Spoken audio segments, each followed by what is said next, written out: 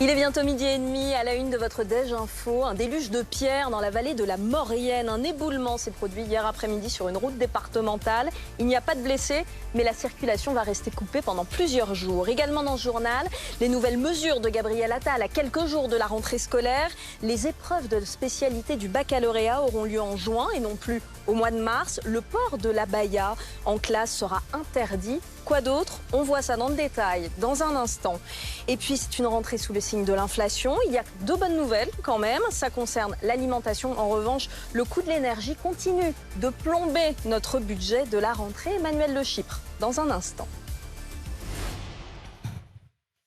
À la une, donc, cet éboulement spectaculaire. La montagne est littéralement tombée sur la route hier après-midi en Savoie. 700 mètres cubes de roches au niveau de la commune du Fresnay. Il n'y a aucun blessé, ça paraît miraculeux, mais une portion de la 43 va rester fermée plusieurs jours. La liaison ferroviaire entre la France et l'Italie est également interrompue. Alexia Prunier, Milan Argelas avec Kelly Lafin.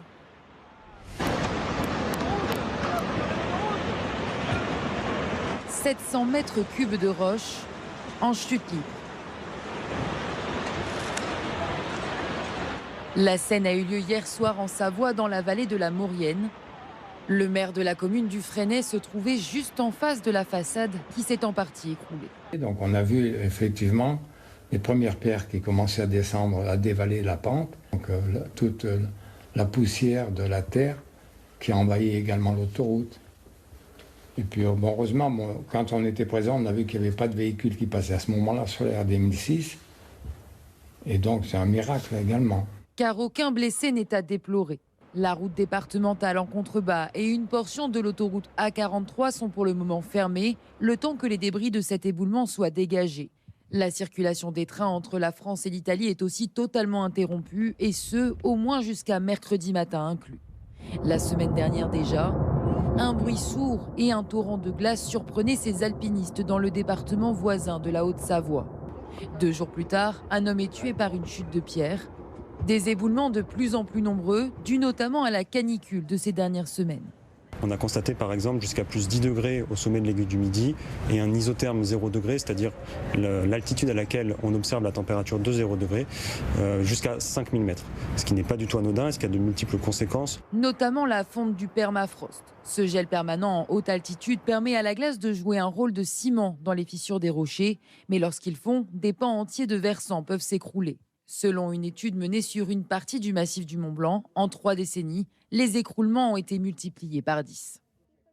Bonjour Patrick Marlière, vous êtes météorologue, vous êtes directeur d'Agathe Météo. Comment expliquer ce genre d'éboulement? C'est vraiment la météo qui est en cause?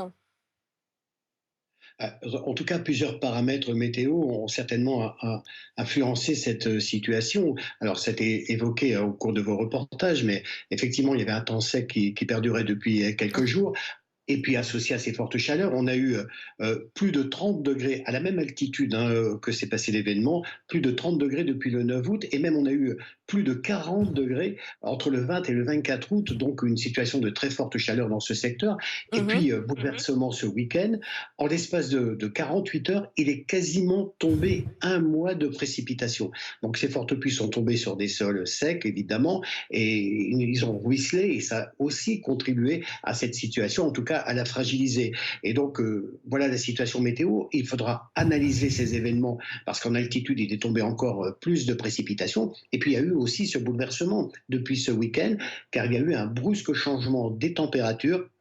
On a perdu quasiment entre 15 et 20 degrés dans ces mêmes secteurs. Donc, on a retrouvé des températures beaucoup plus basses en altitude. Donc, une situation qui était vraiment perturbée, et d'autant plus que, si on revient un peu en arrière, un autre élément devrait entrer en étude par rapport à la situation, car le 13 août, il y a juste une quinzaine de jours, il y a eu un léger séisme en Haute-Savoie, alors certes faible, 2,8 sur 9, donc souvent c'est peu ressenti, mais en tout cas il a existé. Donc c'est l'ensemble de ces éléments qu'il faut maintenant analyser en détail pour bien comprendre ce qui a contribué le plus, mais en tout cas ce réchauffement et ce bouleversement climatique et ce dôme de chaleur qui a grimpé jusque la Savoie a certainement influencé grandement ce qui s'est passé. Les images sont terrifiantes, ça donne pas du tout envie de prendre la route en montagne. Est-ce qu'il y a des régions qui sont plus touchées que d'autres?